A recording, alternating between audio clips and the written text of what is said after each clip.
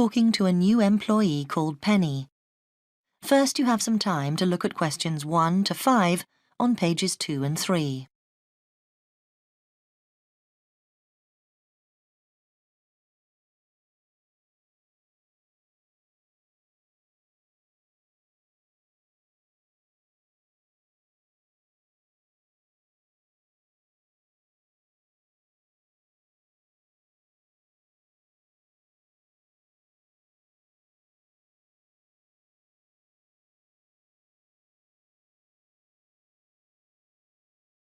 You will see that there is an example that has been done for you.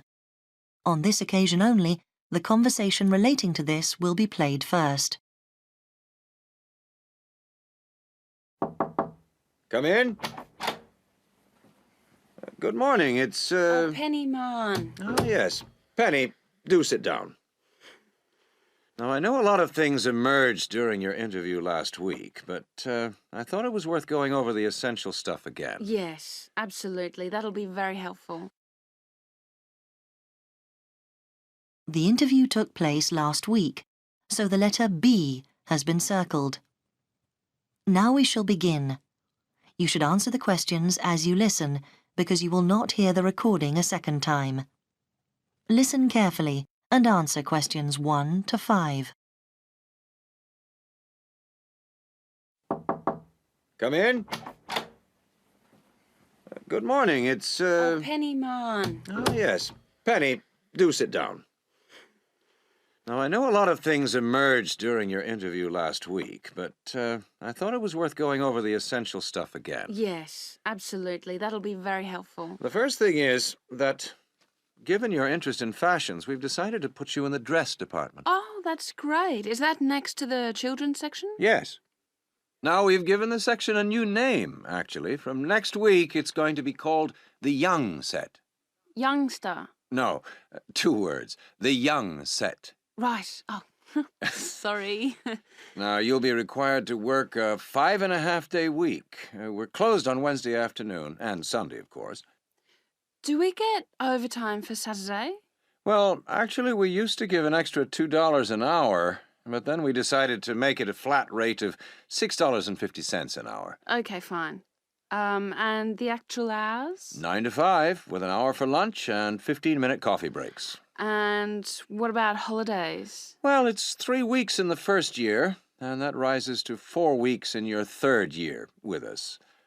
Now, we do give you on-the-job training, which we conduct during normal hours, so you'll be paid for that. Which day? It's on the first Tuesday of every month. Before you hear the rest of the conversation, you have some time to look at questions 6 to 10 on page 3.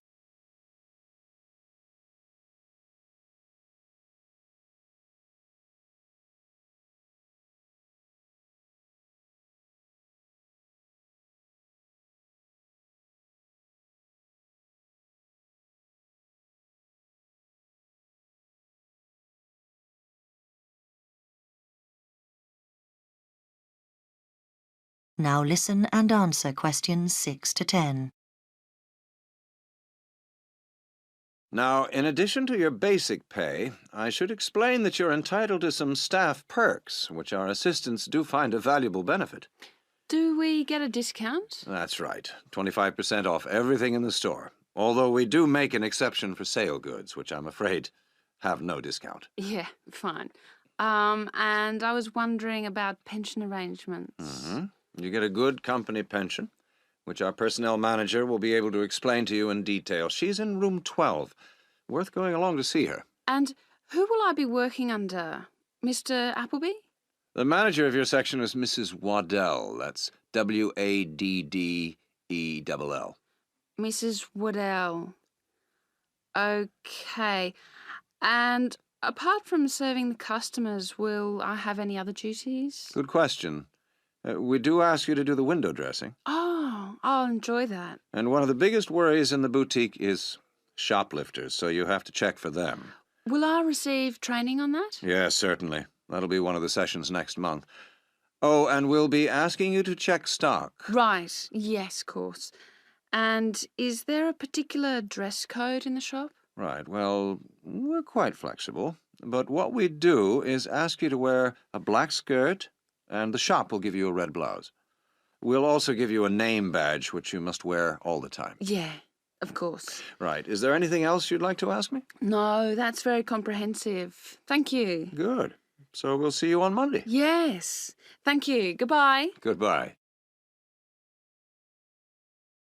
That is the end of section 1. You now have half a minute to check your answers.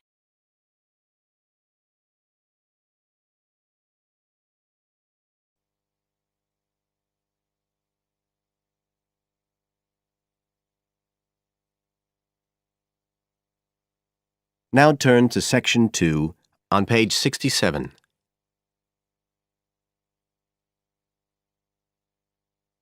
Section 2. You will hear Joanne describing her home city of Darwin in Australia to a man called Rob, who hopes to go there. First, you have some time to look at questions 11 to 15 on page 67.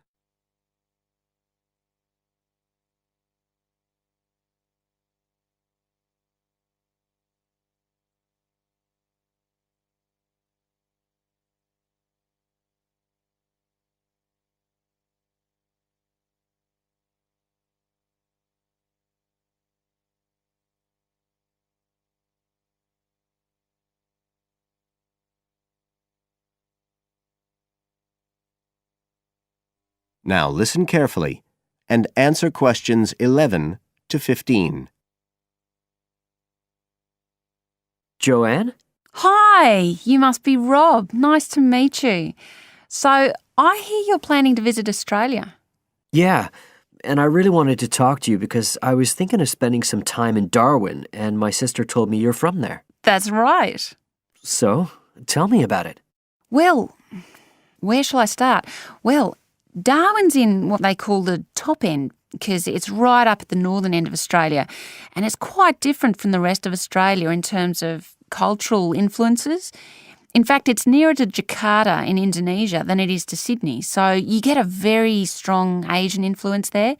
That means we get lots of tourists. People from other parts of Australia are attracted by this sort of international cosmopolitan image. And as well as that, we've got the same laid-back atmosphere you get all over Australia, probably more so, if anything, because of the climate. But what a lot of the tourists don't realise until they get there is that the city's also got a very young population. The average age is just 29, and this makes the whole place very buzzy. Some people think that there might not be that much going on as far as art and music and dancing and so on are concerned because it's so remote. I mean, we don't really get things like theatre and opera in the same way as cities down in the south, like Sydney, for example, because of the transport expenses. But in fact, what happens is that we just do it ourselves. Lots of people play music, classical as well as pop, and there are things like artists groups and writers groups and dance classes. Everyone does something. We don't just sit and watch other people. You said it's very international? Yeah, they say there's over 70 different nationalities in Darwin. For instance, there's been a Chinese population there for over 100 years. We've even got a Chinese temple. It was built way back in 1887, but when a very bad storm, a cyclone in fact, hit Darwin in the 1970s, it was almost completely destroyed. The only parts of the temple that survived were part of the altars and the stone lions. But after the storm, they reconstructed it using modern materials. It's still used as a religious centre today, but it's open to tourists too, and it's definitely worth going to see it. Oh, and as far as getting around goes, you'll see places that advertise bicycles for hire, but I wouldn't recommend it. A lot of the year it's just so hot and humid. Some tourists think it'll be fine because there's not much in the way of hills and the traffic's quite light compared with some places, but believe me, you're better off with public transport. It's fine and not expensive. Or you can hire a car, but it's not really worth it. What's the swimming like? Well, there are some good beaches, but the trouble is that there's this nasty creature called the box jellyfish, and if it stings you, you're in bad trouble.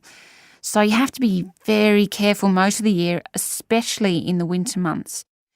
You can wear a lycra suit to cover your arms and legs, but I wouldn't like to risk it even so, personally. And there are the saltwater crocodiles too. I mean, I don't want to put you off. There are protected swimming areas netted off where you'll be safe from jellyfish and crocs, or there are the public swimming pools. They're fine, of course. You now have some time to look at questions 16 to 20 on page 68.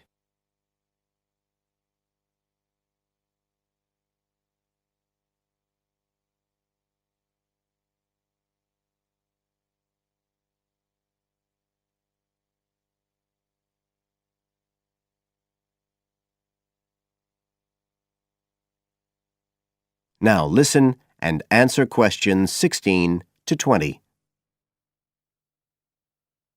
So, which places would you specially recommend? Well, one of the most popular attractions is called Aquascene. What happens is every day at high tide, hundreds of fish come in from the sea, all different sorts, including some really big deep sea fish. And some of them will even take food from your hand. It's right in the middle of town at the end of the esplanade. It's not free. I think you have to pay about $5, but it's definitely something you have to experience. Then, of course, Darwin has a great range of food, being such a cosmopolitan place. And if you don't have lots to spend, the best place to go is to Smith Street Mall, where they have stalls selling stuff to eat. There's all sorts of different things, including Southeast Asian dishes, which I really like. You'd think there'd be plenty of fresh fish in Darwin, as it's on the coast, but in fact, because of the climate, it mostly gets frozen straight away. But you can get fresh fish in the restaurants on Cullen Bay Marina. It's a nice place to go for a special meal, and they have some good shops in that area too. What else? Well, there's the Botanic Garden. It's over 100 years old and there's lots to see. An orchid farm, rainforest, a collection of palm trees, a wetlands area. You can easily spend an afternoon there. That's at Fanny Bay, a couple of kilometres out to the north. Then, if you've got any energy left in the evening, the place to go is Mitchell Street. That's where it all happens as far as clubs and music and things are concerned. You'll bump into lots of my friends there. Talking of friends, why don't I give you some email addresses? I'm sure they wouldn't mind if you... That is the end of section 2. You now have half a minute to check your answers.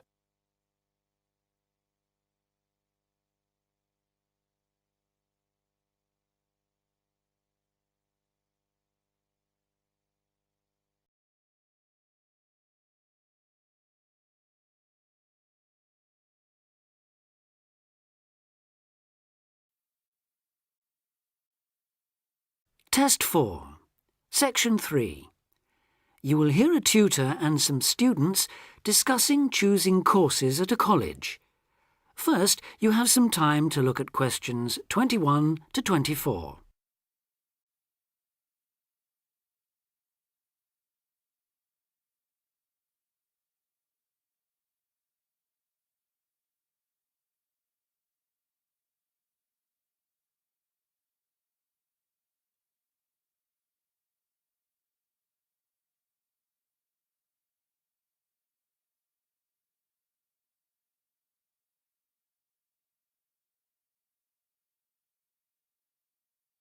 Now listen carefully and answer questions 21 to 24. As you know, this week you choose your modules for the first year of study. So this introductory meeting is aimed at helping you make informed choices. I think the best way to do this is on a question and answer basis. So who'd like to start? Pat? Yes. There's something I've been wondering about. Will my choice affect my career opportunities? Well, for most students, the choice of Level 1 modules won't be crucial in terms of a later career. In fact, many graduate-level jobs will accept graduates from a range of degree courses. Employers will often be at least as interested in how well a student has performed academically and how the whole experience of university has developed the student as a person, as in the detail of the course options chosen. Selecting modules that will interest you and in which you think you will be particularly successful is therefore also likely to make good sense in career terms. On certain degree courses, though, module choice can be important. This applies mainly to vocational courses, where the degree confers an accredited professional training as well as university education. Usually the modules students are required to take will include all those needed to meet those professional requirements. Your academic department, in this case Chemical and Process Engineering, and the university's career service will be able to advise you, and will be pleased to help you sort out anything you're not certain about. Right. Before you hear the rest of the discussion, you have some time to look at questions 25 to 30.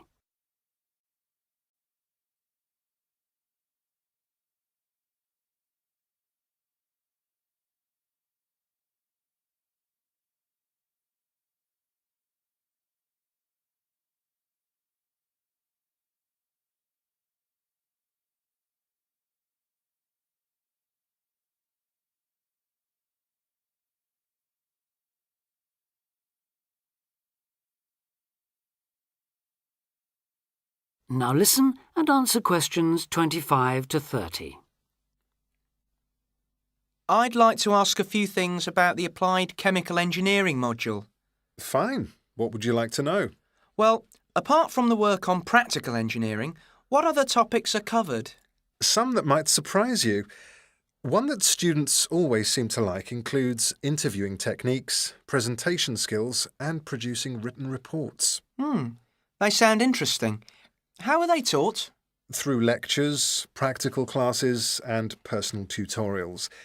Applied chemical engineering lasts all year, of course, so there's plenty of time.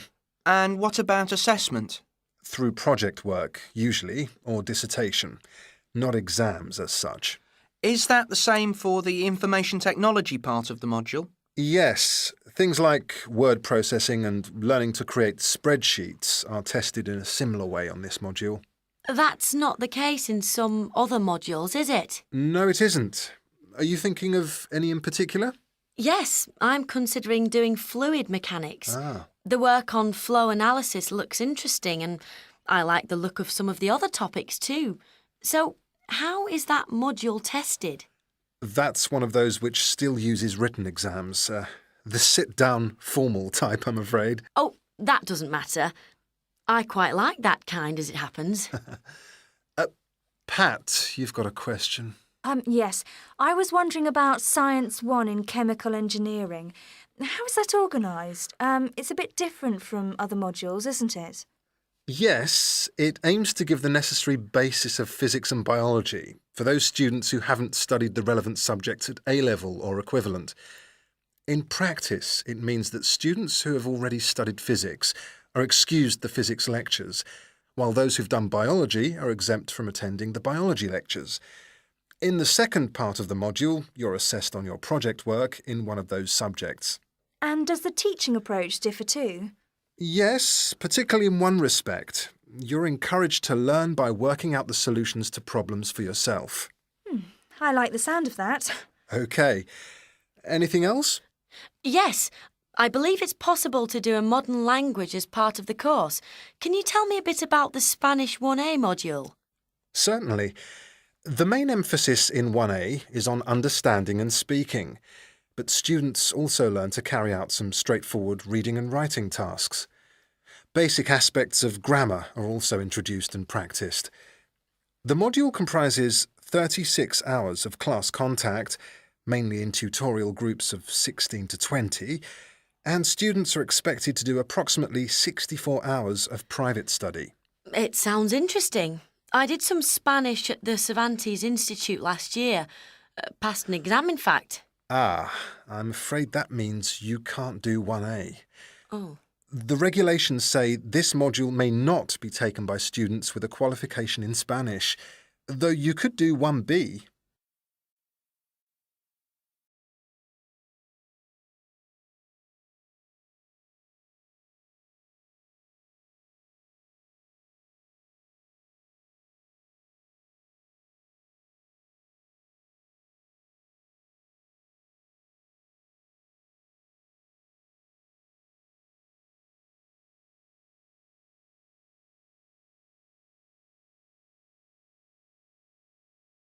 Now turn to Section 4.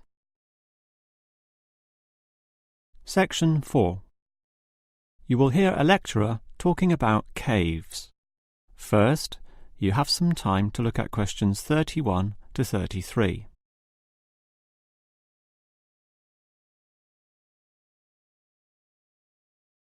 Now listen carefully and answer questions 31 to 33. If there is one natural feature which has long fascinated man, it is caves, those natural underground spaces into which people can enter. No known cave in the world can exist without it being extensively explored. Whether it be in remote areas, such as the Clearwater Cave in Borneo, or immensely long and difficult, such as Mammoth Cave in America. Or perhaps the most challenging, those caves below the water table, full with water, in which case the exploration is known as cave diving. Whatever the case, if the caves are known, as complex and difficult as they usually are, they will be explored. The formal name for the study of caves is speleology, and involves many disciplines such as chemistry, geology, biology, and cartography, or the science of making accurate maps, since the largest caves can be hundreds of kilometres long and highly complicated. If the exploration is just for fun, the activity is known as caving. But with the difficulties and dangers involved, the average caver is often involved with one of these speleological sciences. As for the number of caves in the world, research suggests that only a fraction have been found and documented, mostly in the areas in which caving has long been a popular activity, such as in America, France, or Australia. China, for example, has huge areas of limestone bedrock, prime material for cave formation, and logically must contain among the largest number of caves in the world. Yet only few are documented due to the lack of interest in caving there. Thus, as exploration continues, new caves will be discovered, and it is likely that the numbers could radically change in the future. Before you hear the rest of the lecture, you have some time to look at questions 34 to 40.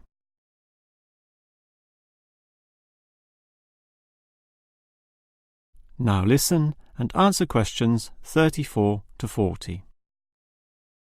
With caves being such mysterious and intriguing places, the obvious question concerns how they form. The most common cause is the effect of slightly acidic water in a process called dissolution. Here, water seeps into the ground and down through rock masses.